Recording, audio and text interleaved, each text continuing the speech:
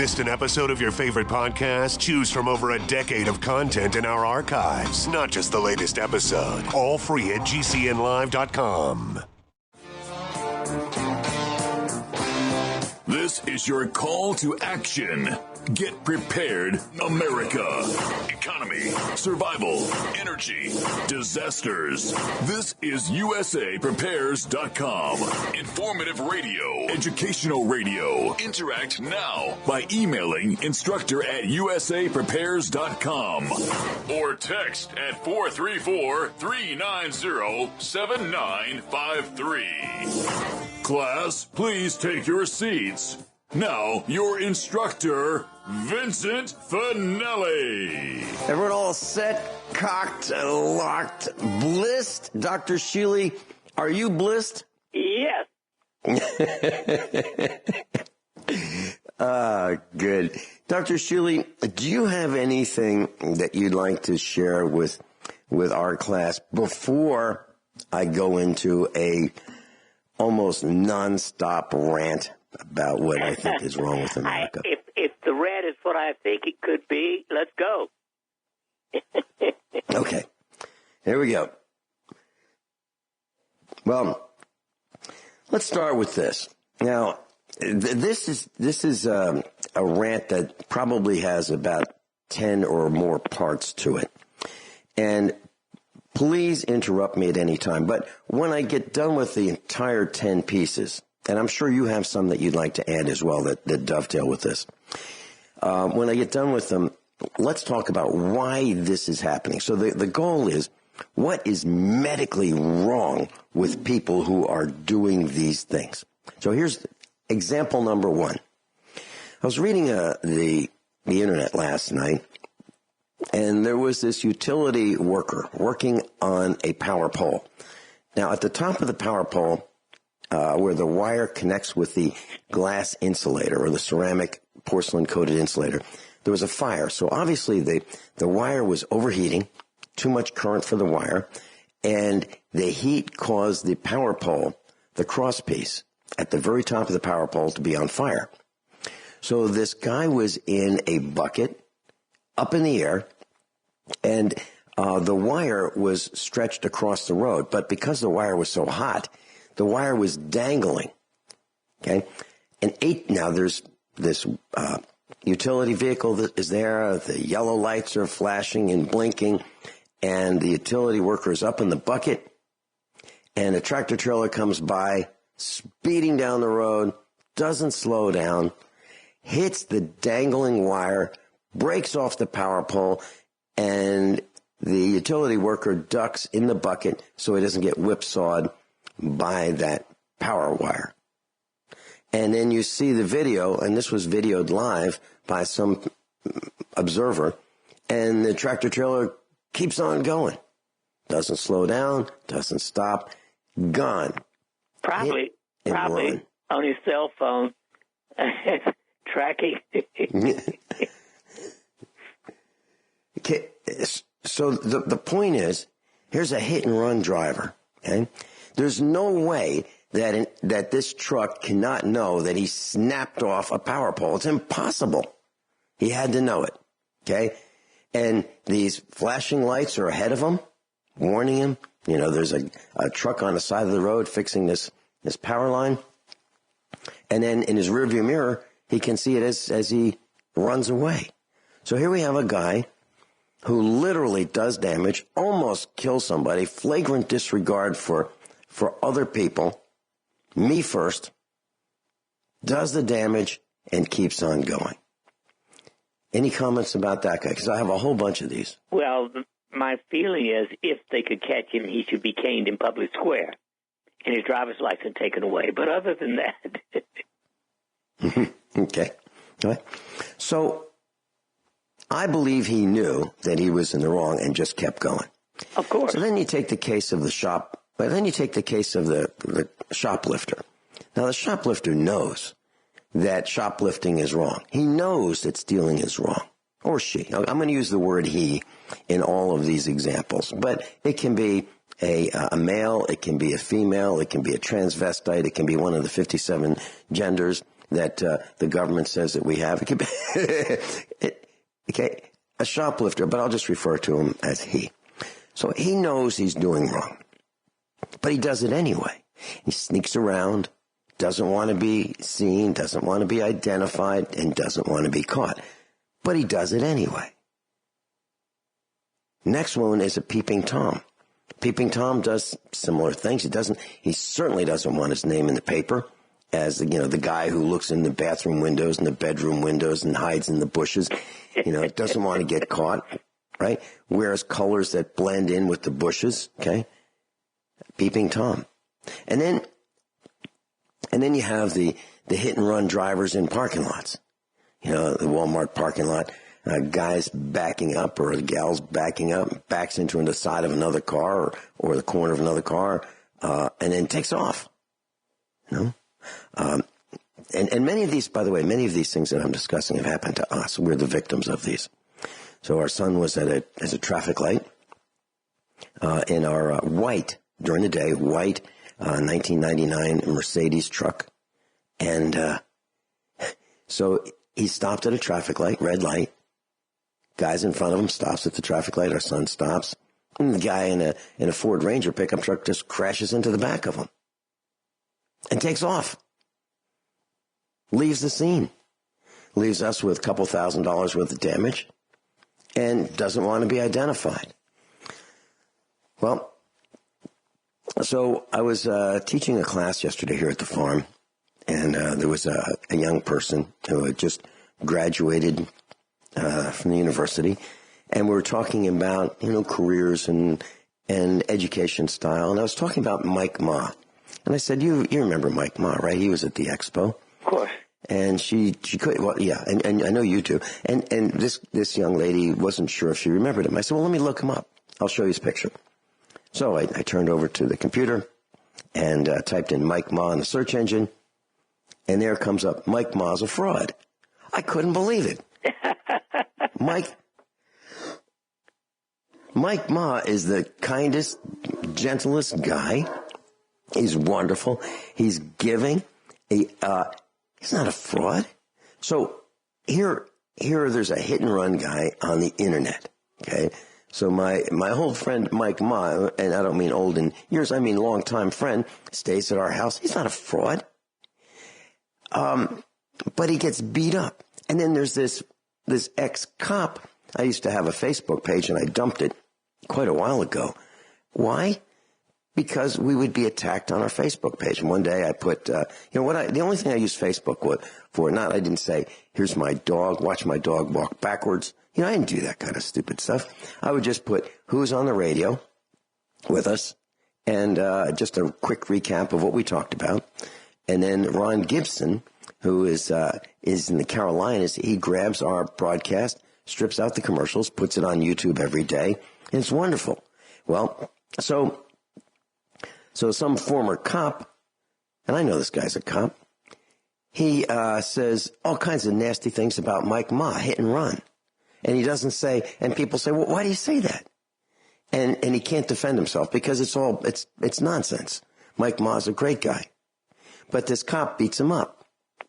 Hit and run. So I took down my Facebook page. I'm not going to allow that nonsense from some internet troll. And here's what cops don't like. Cops don't like it when you tell people where they live. Because they're afraid. Cops are afraid. When they have the guns and the badges and the shotguns and the tasers and the handcuffs and all that stuff, and their buddies, and they all gang up on, pulling somebody over, that's okay. Okay. But when the cops feel that, we, the villagers, might come and say hello to them at their houses or visit their children or their wives, they don't like that. So this particular cop attacked Mike Ma and said he's a wannabe. He's not a wannabe. He's a combat Marine. And so the cops like to be hidden from identification. And what I'm talking about is all kinds of hit and run. Okay? And then, Dr. Shealy, you and I also get attacked on the internet. From these nameless and faceless internet trolls. Just like President Donald Trump does. That poor guy, I feel so bad for him. He can't look to the left without somebody attacking him. He can't look to the right without somebody attacking him. He can't sit down or stand up. He can't, no matter what he does, he gets beat up by these nameless, faceless internet weaklings. Okay? They don't want to be identified. And then pedophiles. Okay? These deranged individuals prey on little children. They want to have sex with them without other people knowing who they are. They don't go to the father of a 4-year-old and say, listen, I really think she's cute, or I think he's a good-looking boy. Is it okay? That father would pummel that pedophile. So these people do it in the dark. They're hidden from view. They don't want to be identified. Just like burglars. Burglars sneak around. They break into other people's houses, steal their property. They don't want to be identified. And then cops and SWAT teams. Some of them wear face masks so they can't be identified and be shunned by their neighbors for the dirty deeds that they do. Just like executioners. When we have executioners, their names aren't posted in the newspaper. Joe Dokes was the executioner of, this person sentenced to death.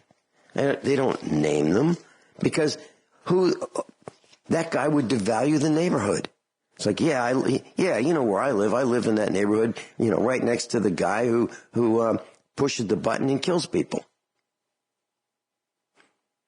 And then what about these peeping Toms who conceal their cameras, these wireless cameras, in women's bathrooms and record their movements without the victim's knowledge nor consent? All these people that do these strange, deranged, dirty deeds don't want to be identified. And then you have these sick people, and these are articles that you can see on the internet and the videos of these deranged guys. A gal is bending over at Walmart, and the guy takes his cell phone and he puts his camera under her dress and videos her. Or she's leaning over to grab something off a tall shelf and he takes his video camera. Or these deranged people who drop rocks off bridges onto the windshields of cars that pass by. Or cattle rustlers who cut fences and steal cows, all hidden from view. We'll be right back. We want to talk about what is causing this sickness. Class, I'm on with Dr. Norman Shealy, medical doctor, and it's kind of a rant about what I think is just one of the things that's wrong with Americans. And, we talked about cattle rustlers, people who cut fences and steal cattle from farmers at night, right? They don't want to get caught. Or people who throw beer bottles out of their car windows only to be run over by the tires that are next going down that road, causing blowouts. Careless me-first types. Or the people who throw their McDonald's trash bags out their windows from their cars, only to litter the roads for someone else to pick up, or throwing the lit cigarette butts out their car windows that cause these brush fires. Okay. So my thought is, okay, you want to challenge us? Okay, that sounds fine. How about doing it live on the air? How about calling us up? If you don't like the information that we all volunteer to provide, none of us is getting paid. If you don't like what we have to say, well, how about helping yourself and switching off your radio? How about helping yourself and not downloading the information that we provide for free? Okay? The hit and run tactics are those of weaklings, in my opinion. And if you want to challenge Mike Ma, next time he's on the air, give him a call. He will eviscerate you. Or Dr. Norman Shealy, you want to challenge him? Call him on the air. See what happens. He will eviscerate you. You want to attack me? Go ahead. I'll do the same thing. I'll eviscerate you. The people who do these things are weaklings. Their hit and run tactics are those of people who are not very smart. They're backstabbers. They're the dredges of society. Nobody likes them because of their tactics. So that Dr. Shealy, What causes people to do these sick things? Well, obviously, it's a defect in their entire spiritual being and their personality in general. It is a serious crime. But these people have no conscience. They literally don't understand that sooner or later karma will catch them. If not in this life, in another life. Personally, I think they ought to be caned in public square. I agree with that, for starters. But I'd also like to see them named with their photos, for everybody, everybody to see. Pictures of them with their face and blood running down the front where they've been caned. That would be the best. Mm-hmm. And I don't understand it, because life is so short. Why do people have to attack and attack and attack? Why do they feel they have to hurt other people to get their point across? It's kind of like when I had a job or many jobs, and so a young person would join a corporation, whether it be a large corporation or a small corporation, and the idea was to do a good job. And then, maybe the boss would recognize you for doing a good job. Then you would, climb the ladder, maybe get a raise, maybe ultimately get a promotion, prove yourself. But while you're doing that, climbing this ladder, there are other people who are trying to pull you off the ladder. Heck, because you can't do a good job because you're showing them up, and then you get confronted in the men's room or the ladies' room. Listen, knock it off. You're making the rest of us look bad. What's the matter with you? You can't do better than the rest of us. So, slow down. Don't do such a good job. Make more mistakes. I mean, this is crazy. Well, this is exactly in my opinion, the world is crazy. Yeah. Yeah, and unfortunately, these people get to vote. Many of them. Oh, yes. They get to vote. And that's why we have a Congress that's just as bad. Yes. Yes. Well, I was wondering if maybe it was a chemical imbalance. Maybe they're not eating right. Maybe they, and I was thinking about that woman that you told us about, over the years that had so much anger, she gave herself cancer. And, the answer was her husband was making her so angry she couldn't stand it. And so when she separated from her husband and left him, everything was fixed. Dr. Shealy, do you think that part of this problem for this anger that people are exhibiting all over, their road rage, their me first, their outbursts, could be coming from the rapid deployment of technologies with frequencies such as smart meters? Well, let's face it. We know that electromagnetic contamination, if you will, affects the brain unequivocally. And some people are more sensitive to it than others. Like everything else, we all have our individual tolerances. And just plain old 60 cycle is not good for the brain. Sitting under a fluorescent light increases your risk of brain cancer and leukemia, for instance. Okay. Well, in that end, there's this loudmouth political activist, and she is a United States representative starting this year. She's a 29-year-old. Her name is Alexandria Ocasio-Cortez, and she hails out of New York's 14th Congressional District. She's a Democrat, and she uses the F word and describes, Donald Trump with that profanity. She she's an abomination. But since she's such a loudmouth, on Friday I called her office, and I got her answering machine, and I left her a message indicating that if you want to make some political hay, why don't you go after the smart meters? You know, that'd be something, and I'd put you on the hit parade, and maybe you could do something positive, you know, with her loud mouth. And so I haven't gotten a response yet. I don't expect that I will, but I did do that. And we'll just see if, you know, Congress actually pays attention to we the villagers. I don't think so.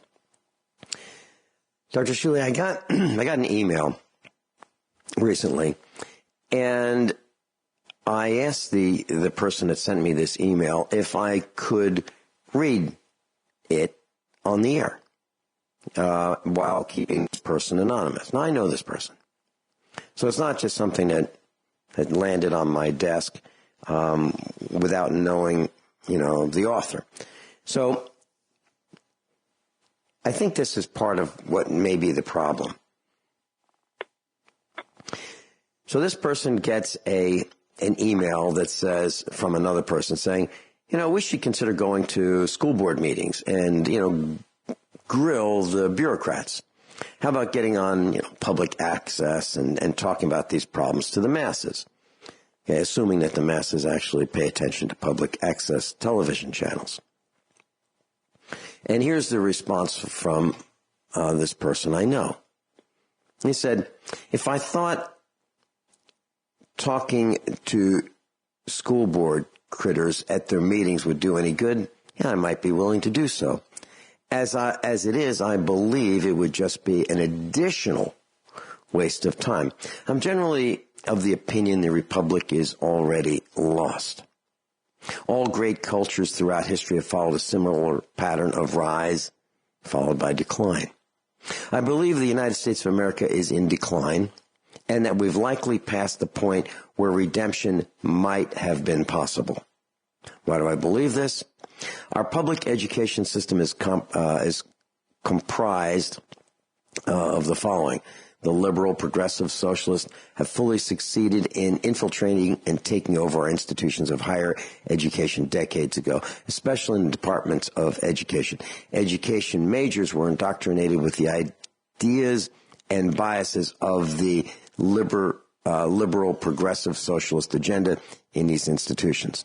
Education majors became the teachers in our public schools. Public school teachers, especially the non-science, technology, engineering, and math areas, passed their liberal, progressive, socialist ideas and biases along to our children. Thus, we've created a nation of snowflakes, many of whom are apparently unable to engage in rational thought. Secondly, our mainstream media and entertainment industry is comprised of liberal, progressive, socialists, fully succeeded in infiltrating and taking over institutions of higher education decades ago, especially journalism departments. Journalism majors were indoctrinated with the ideas of biases of the lib progressive socialist agenda in these institutions. Journalism majors have become reporters, editors, news anchors, etc. in our news organizations and media outlets. Reporters, editors, and news anchors, etc., passed their lib progressive socialist ideas and biases along in the reporting. The majority of Americans, product of public education system, generally do not possess sufficient critical thinking skills to question math or science or the entertainment. The MSM, mainstream media, or the entertainment industry. Thus, we've created a nation of snowflakes, many apparently unable to engage in rational thought. Goes on to say, this is just me venting, possibly babbling incoherently. I don't think that's the case. So, goes on to say, if you think my venting or babbling might have some veracity, you might think what might be in store for the rest of us in the future, and how are you preparing for that possible future? And I think what he said was absolutely brilliant. Dr. Shealy, do you have any comments? Well, I agree. And, you know, let's face it, the world has a problem, and America is running at the forefront of problems. I find it so amazing that young people can make mistake after mistake after mistake, and then their parents get to pick up the pieces. They're having trouble earning a living. They're having trouble getting a job. They're having trouble keeping a job. So they move in with mom and dad or the grandparents, or it's getting worse and worse and worse. And they don't seem to realize that there are consequences for their actions while they're taking these actions. Let me give you an example. So I see a lot of young people who work in restaurants who have tattoos. Frankly, when I see someone with a tattoo, I really am not too interested in having them prepare my food. I'm just not. Do you feel the same way, or Yeah. Is it okay with you? Okay. You do feel the same way? I said okay. Okay. All right. Dr. Shealy, is there a way that these people who have made these mistakes, they say, you know what, I shouldn't have gotten that tattoo? Can a DMSO be used to dissolve the tattoo? I don't know. Anything's possible, I suppose, but I don't like tattoos. I don't like rings in noses and ears and nipples and God knows where else. Okay. I think it's a desecration of the body. Yeah.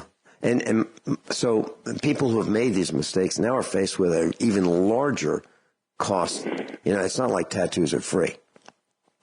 And so these tattoos, if they decide, oops, shouldn't have done that, and they want to get rid of them, the laser tattoo removal, causes scarring and all that. And then they're faced with even more expense. So needless expense to get them, and then more needless expense to remove them. So the total needless expense is, more than twice what it would cost to just get the tattoo in the first place.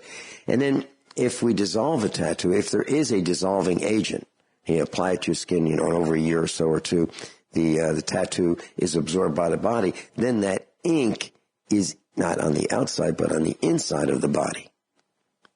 And then we got to worry about, can that cause harm and damage, and how do you detoxify from that? Do you agree with that line of thinking, Dr. Shealy, that it could be dangerous to? Okay. All right.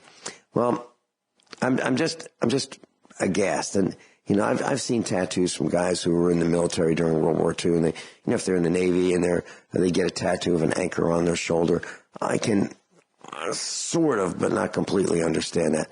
But the massive amounts of tattoos on the body, covering, 15, 20, 30% is, of these personalities on TV, it's just beyond the pale to me. Okay. Well, I just got an email earlier this morning from someone who said that a teenager dies while texting and driving every hour of the year. That's wow. Equally, okay. Perhaps slightly worse. At least, and who knows how many people they kill while doing it for themselves. Mm-hmm. Mm-hmm. So what is so important about these nonstop communications? Do you think that people who have cell phones are lonely, that they need these constant hits of somebody is thinking of me and asks me what I'm doing, and I get a chance to ask them what they're doing, and then we can ask each other what we're doing, over and over, and it makes me feel good. What could possibly be the reason? I can't even begin to imagine. But I got a phone call last night from someone we both know, and immediately he said, "Oh, I've got another call waiting. I've got to go." Okay. He doesn't even know who the other call is, but he has to answer that cell phone right now.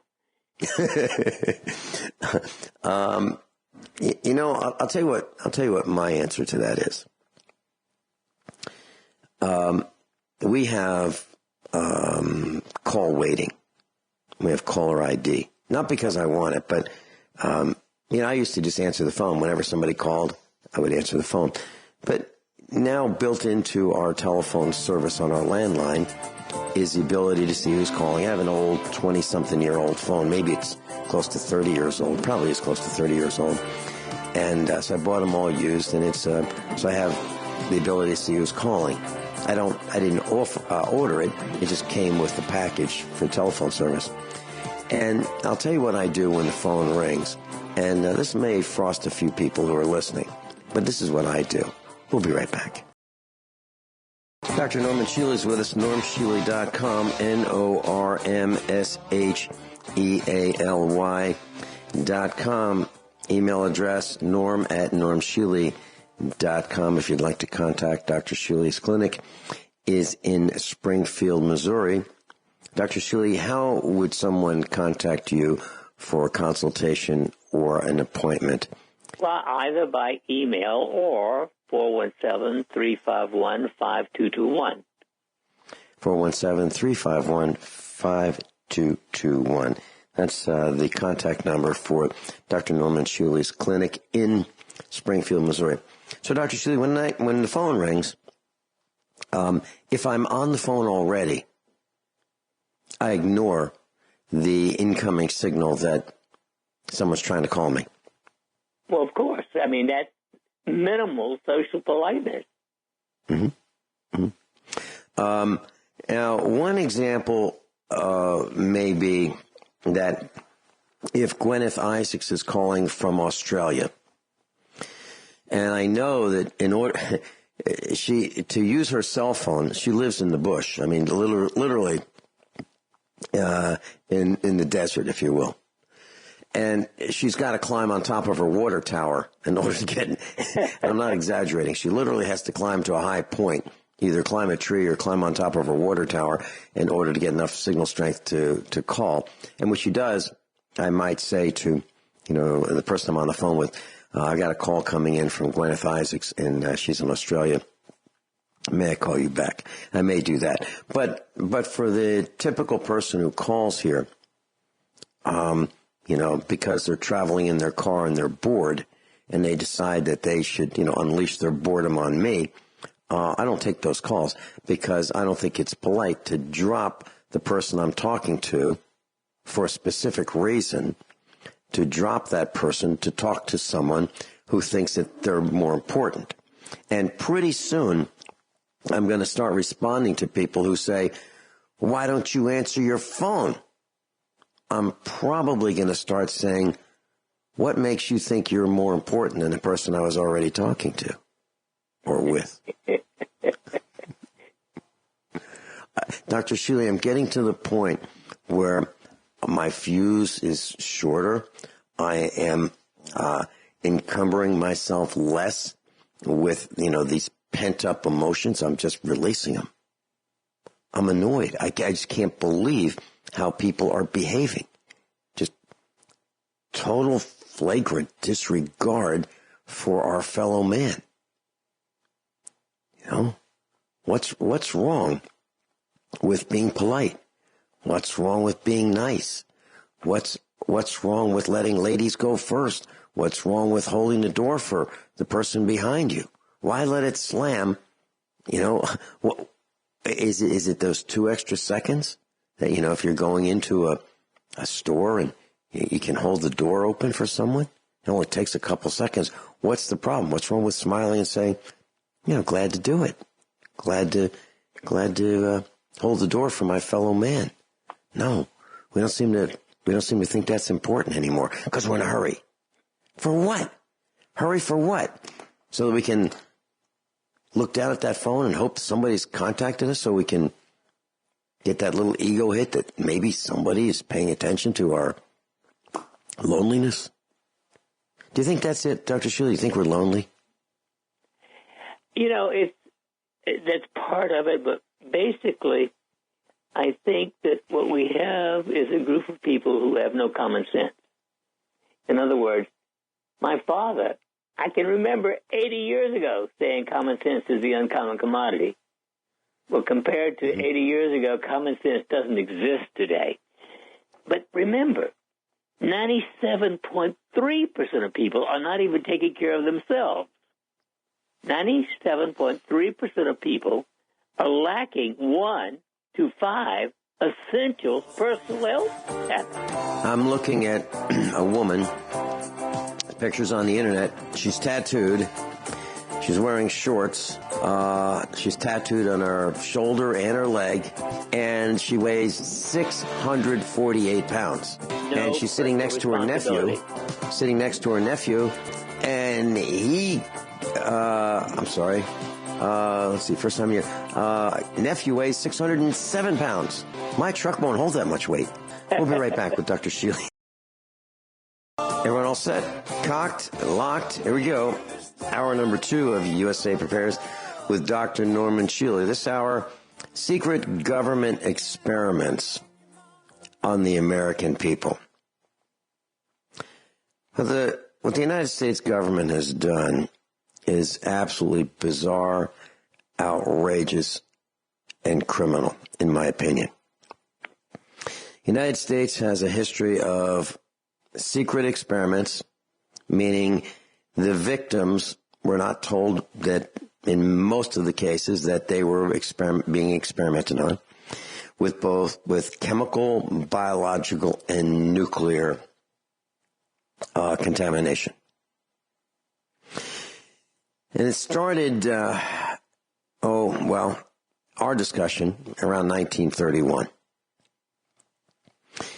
And there was a guy by the name of Dr. Cornelius Rhodes, R-H-O-A-D-S, and under the auspices of the Rockefeller Institute for Medical Investigations, he infected human subjects with cancer cells.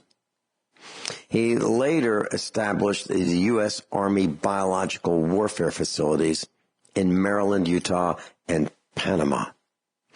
He was named to the U.S. Atomic Energy Commission, and that is where he began a series of radiation exposure experiments on American soldiers and civilian hospital patients.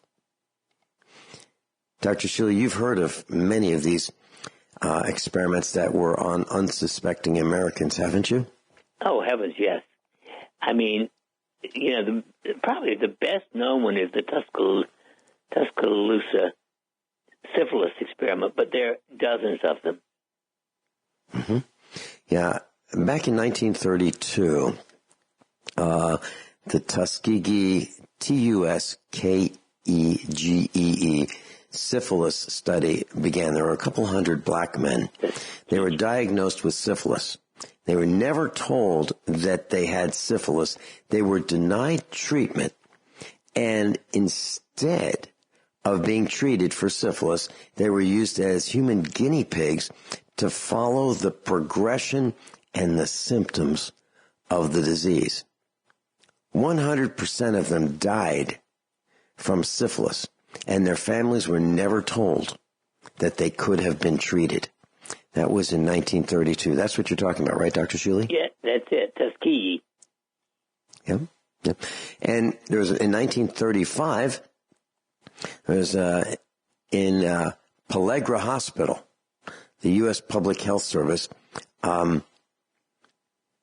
Here's what they did. It's called the Pellagra Incident. After millions of individuals died from pellagra over a span of a couple decades, 20 years, the U.S. Public Health Service finally acted to stem the disease.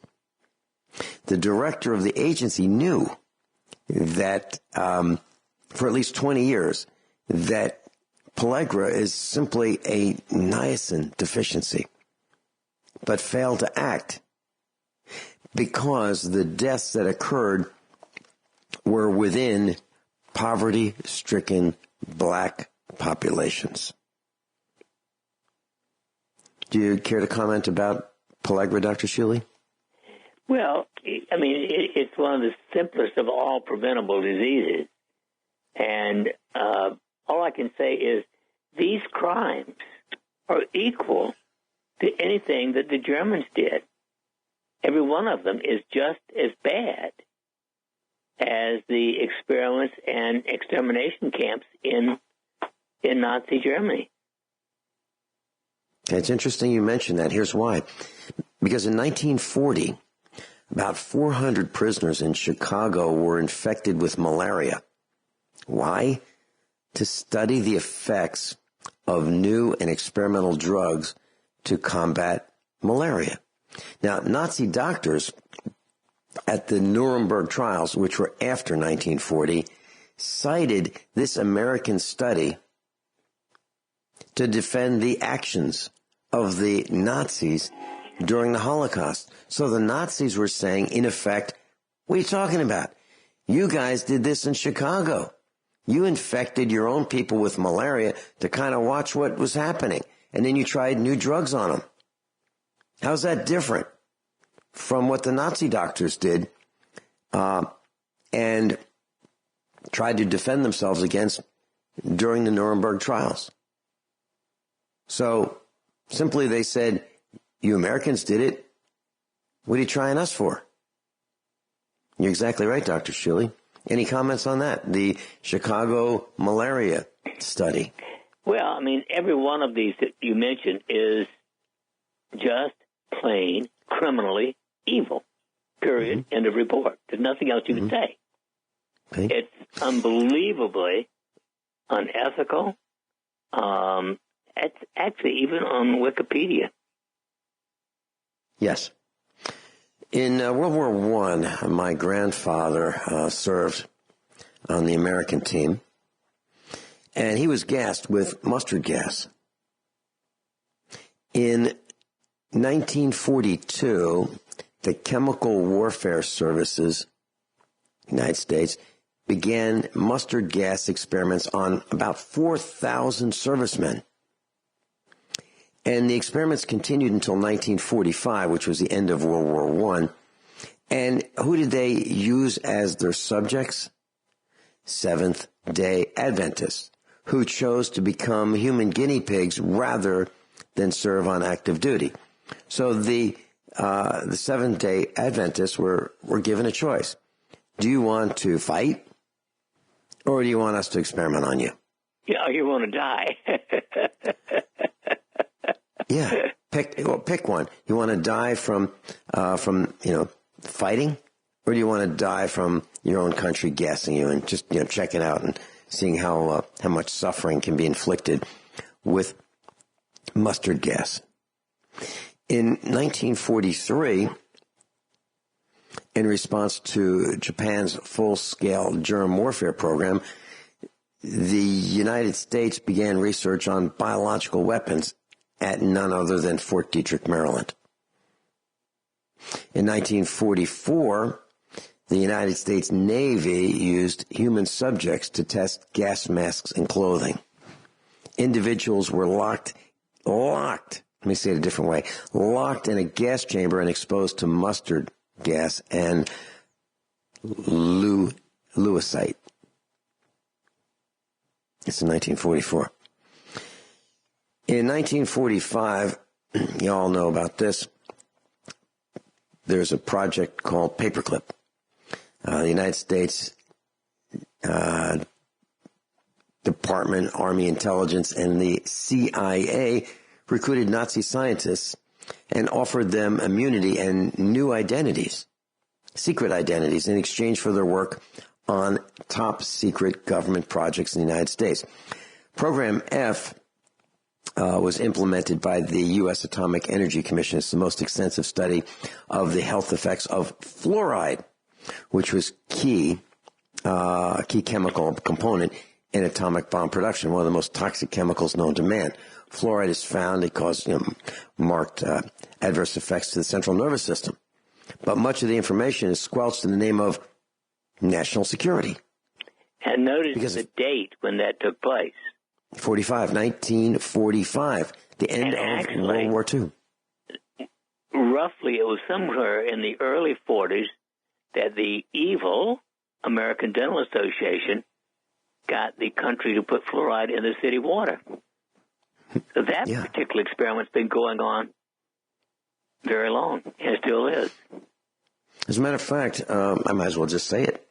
I used to be on the same radio station as you are, Dr. Shealy, and I used to give out the city manager's phone number on the air for about 7 months. And I would suggest that if you'd like to talk to Greg Burris, who's being paid at the time $200,000 a year to poison us, in my opinion, give him a call, tell him he's fired. Well, the phone was ringing off the hook in City Hall. And as I learned, the radio station got calls from City Hall saying, can you tell Finelli to knock it off? Did you know that, Dr. Shealy? I do. I remember it. And so I got fired. And, they decided they would not renew my contract as a result of, me giving out the name and number of the people who I believed were poisoning our mothers, fathers, and children and us. And the interesting thing about that is if you called City Hall, they'd say, we're not doing that. So you call the water department, they say, we just do what we're told. And they passed the buck. It was like a circular file. I really couldn't figure out who was really doing this. So I gave out the name and number of the top banana, Greg Burris. That's why I gave out his number. I said, okay, well, I can't figure it out. So call him. In 1946, patients in the Veterans Administration Hospital were used as guinea pigs for medical experiments. In order to allay suspicions, the order is given to change the word experiments to investigations or observations whenever reporting a medical study performed in one of the nation's veterans hospitals.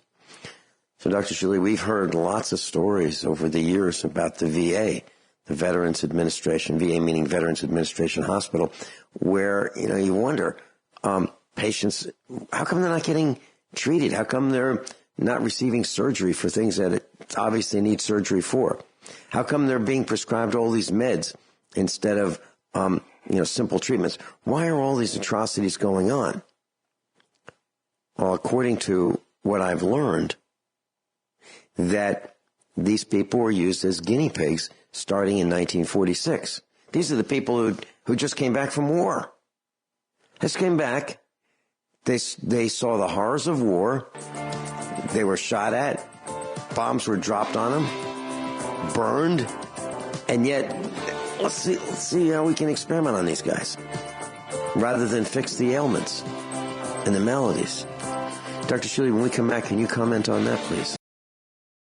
Class, we're talking about medical experiments, horrific medical experiments that were conducted on unsuspecting, unwilling, and unknowing Americans. In 1931, Dr.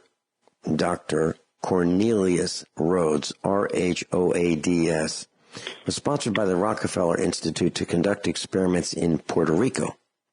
He infected Puerto Rican citizens with cancer cells, presumably to study the effects. 13 of them died. What's most striking about the accusations stem from a note that Dr. Cornelius Rhoads allegedly wrote. Quote, "The Puerto Ricans are the dirtiest, laziest, most degenerate and thievish race of men ever to inhabit this sphere." The quote goes on, "I've done my best to further the process of extermination by killing off 8 and transplanting cancer into several more." Goes on to say, "All physicians take delight in the abuse and torture of the unfortunate subjects." End quote. Dr. Shealy. Well, he's speaking for himself. He certainly isn't speaking for this physician. Yes, meaning Dr. Shealy, yes. And it goes. This article goes on to say, a man that seems to be hell-bent on killing Puerto Rico through cancer infestation would not seem a suitable candidate to be elected by the U.S. to be in charge of chemical warfare projects and receive a seat on the United States Atomic Energy Commission. But that's exactly what happened. Well, of course, the Atomic Energy Commission is just as evil as the guy with cancer cells. Let's face it. And let's expose this guy, Dr. Cornelius Rhoads, for what happened next. he also became the vice president of the American Cancer Society. Part of the evil empire. Dr. Shealy, we've got a guy delivering cancer to people in Puerto Rico. And this guy becomes the number 2 guy of what people believe is the organization fighting cancer. And they're actually delivering cancer. But the bottom line, Vince, is that Congress has spent not 1 minute trying to stop this kind of nonsense. Mm-hmm. So that means to me, everyone in Congress is equally corrupt, evil, and guilty. Mm-hmm. Absolutely. And, well, so many people are having respiratory problems, and all you have to do is type in class, go to your favorite search engine, and type in chemtrails. And then also type in contrails. Con for condensation, which is normal. It's the water vapor that is produced by the combustion of jet fuel and the air. At high altitudes, there's a condensation, and it's like fog, if you will, water vapor, and it dissipates very quickly. But if you type in contrails, C-O-N, trails, or chemtrails, and you look at the images of both, you will see that the misleading internet will show you that both are the same in so many images, but they're not the same. Contrails are very short in length and dissipate, and it's just water vapor and unburned fuel. And chemtrails are the deliberate spraying of chemicals in the air. Now, would our government do that? Well, yes. let me just say yes. So many people said, no, they wouldn't do that. Well, in the 1940s, the United States infects Guatemalans with sexually transmitted diseases. So in the 1940s, penicillin was established as a cure for syphilis. Well, the United States government decided to test out the effectiveness on the citizens of Guatemala. To do this, they used infected prostitutes and let them loose on unknowing prison inmates. So they take prostitutes that have syphilis, then they let them loose on prisoners in prison, and inmates in insane asylums, and patients and soldiers. They spread the disease through prostitution. And then they went on to see if penicillin would work. They also poured syphilis bacteria on the men's private parts and their forearms and their faces, and inoculated some of them through spinal punctures. Class, a very sobering topic today. We're talking about your government, how evil it can be, how evil it was. These are true stories. We're not making any of this up. You can research every bit of this on the internet. Go back and listen to what we're saying and do a search on it, and you'll find that what we're saying is absolutely, positively true. Dr. Shealy, are there any comments that you'd like to make before we continue with some more of these? No, might as well get as much of the story out as we can. Okay. All right. During the 20th century, the biochemical warfare industry started experimenting. In the mid-20th century, the United States Army, the CIA, and the government tested a series of simulations, warfare simulations on the American cities to see how the effects would play out in the event of an actual chemical attack. So they decided to see what would happen. So what they did, the CIA released whooping cough virus on Tampa Bay using boats and caused a whooping cough epidemic. 12 people died. The United States Navy sprayed San Francisco with bacterial pathogens, and many people developed pneumonia In Savannah, Georgia, and Avon Park, Florida, the Army released millions of mosquitoes in the hopes that they would spread yellow fever and dengue fever. The swarm left Americans struggling with fevers, typhoid, respiratory problems, and stillborn children. And worse than that was the Army came in disguised as public health workers, with the illusion that they were giving aid to the victims, but they were studying and charting out the long-term effects of the illnesses that they caused. This is deadly spraying on unsuspecting, unknowing Americans who trusted their government. These are horrific crimes.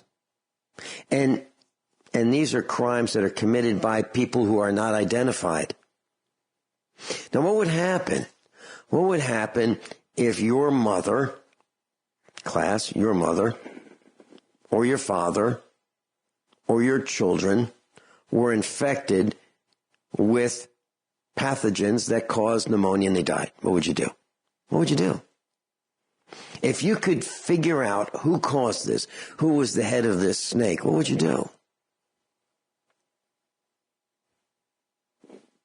That's why they don't want you to know, because they know what you would do. You would very likely be involved in finding that person and extracting justice, because you know that no justice was meted out. While testing out and trying the power of atomic bombs, United States scientists secretly tested the bomb's effect on humans. During the Manhattan Project, which gave way to the atomic bomb that destroyed Hiroshima and Nagasaki, Japan, United States scientists resorted to secret human testing via plutonium injections on 18 unsuspecting and non-consenting patients.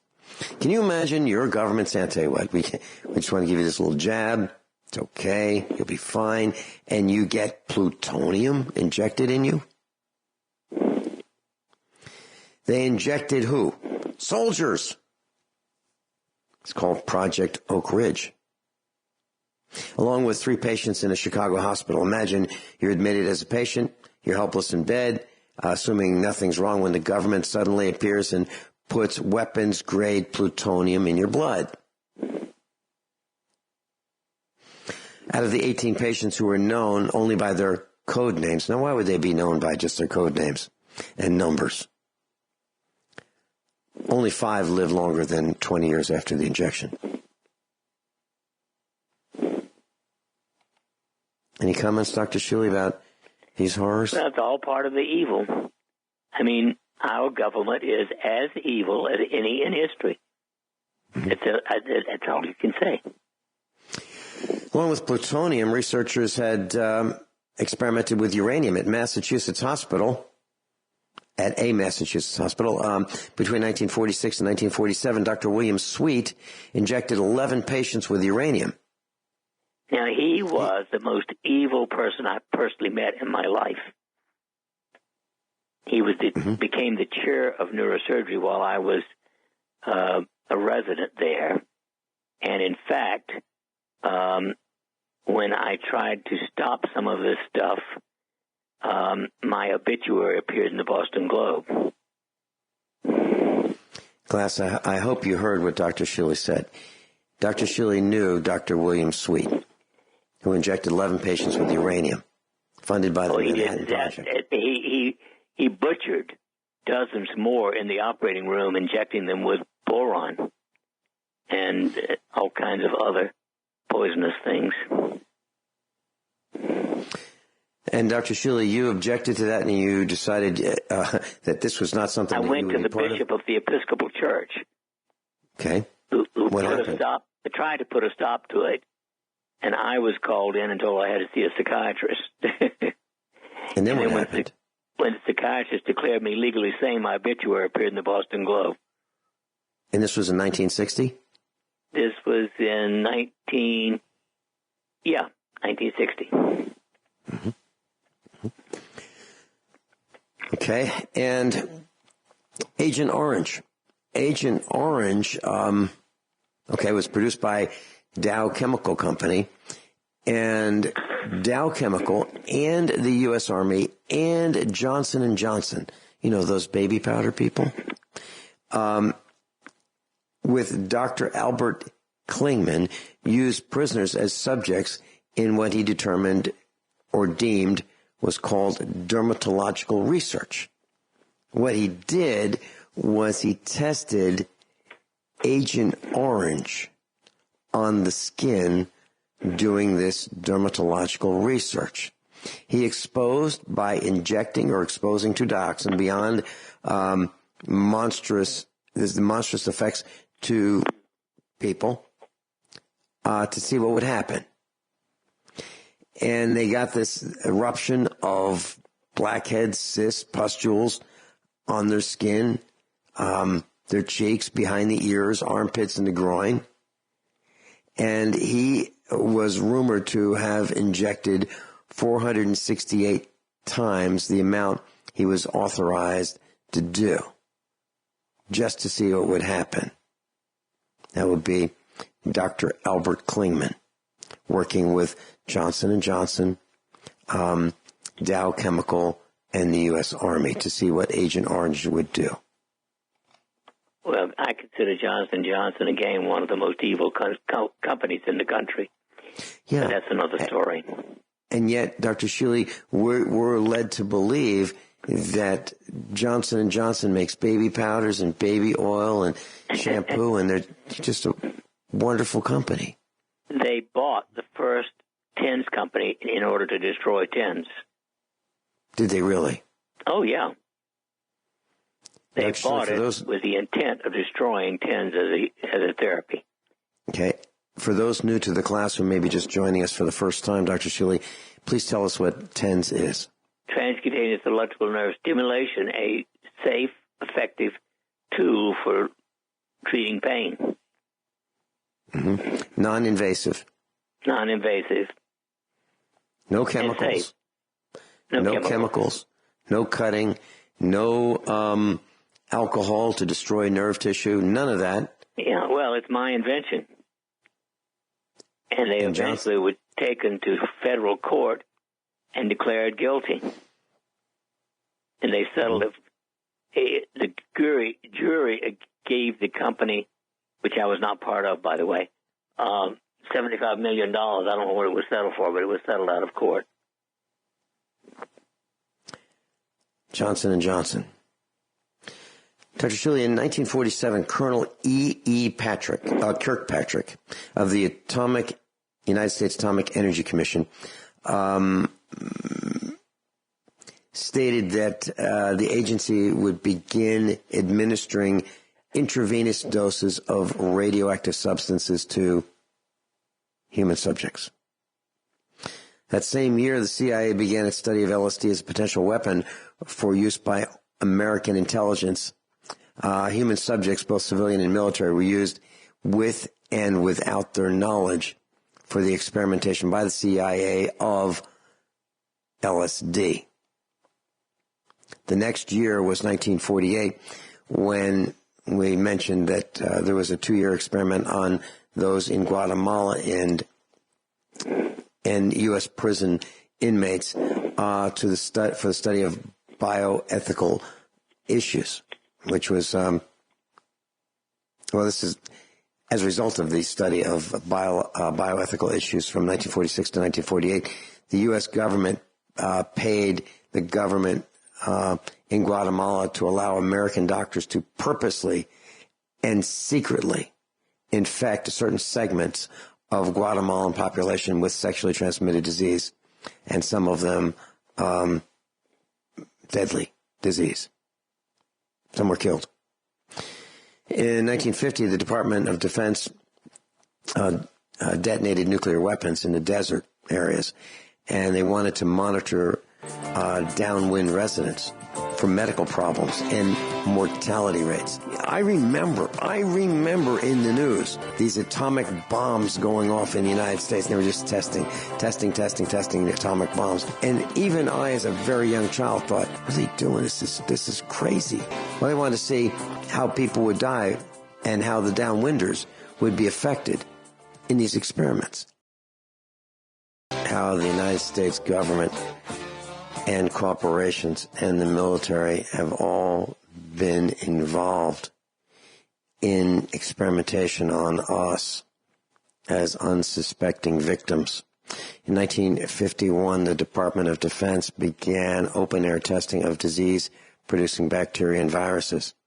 The test lasted through 1969. In 1953, the United States military released clouds of zinc cadmium sulfide gas over Winnipeg, St. Louis, Minneapolis, Fort Wayne, Maryland, and Virginia. The intent was to determine how efficiently they could disperse chemical agents. In 1955, the CIA experimented in its ability to infect human populations with biological agents. They released bacteria withdrawn from the Army's biological warfare arsenal over Tampa Bay, Florida. The Army Chemical Corps continued LSD research, studying its potential use as a chemical incapacitating agents. More than 1,000 were involved in these tests.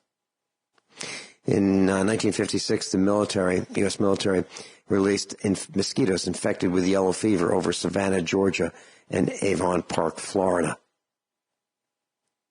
to see the effects. In 1965, prisoners at the Holmesburg State Prison in Philadelphia are subjected to dioxin, the highly toxic chemical agent component of Agent Orange that was used in Vietnam. The men in the prison were later studied for research on the development of cancer, which indicates that Agent Orange had been suspected as a cancer-causing agent all along. So let's see how well that works. That's what they did. In 1968, the CIA experimented with the possibility of poisoning drinking water by injecting chemicals into the water supply in Washington, D.C. Too bad they didn't get Congress. You know, it's one of the things I wrote myself a note, and here's what my note says, Dr. Shealy. Class, do you think your interests are or have been represented by Congress? Do you think so? Based on any of this? Okay.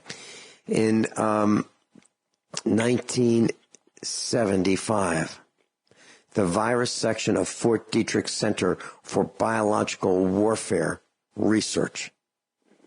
Now, this is the Fort Detrick Center for Biological Warfare Research is renamed the Frederick Cancer Research Facility.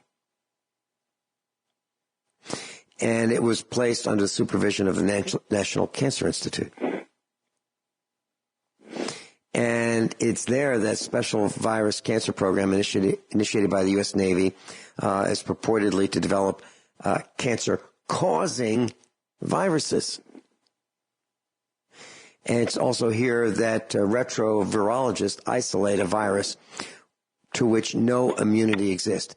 It's later named HTLV, Human T-Cell Leukemia Virus.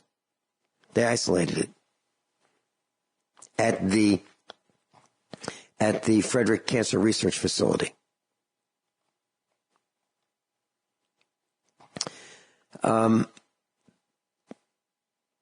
Let's see. All right. Experiments in 1978. Experiments in hepatitis B vaccine. Trials conducted by the CBC in New York, Los Angeles, and San Francisco.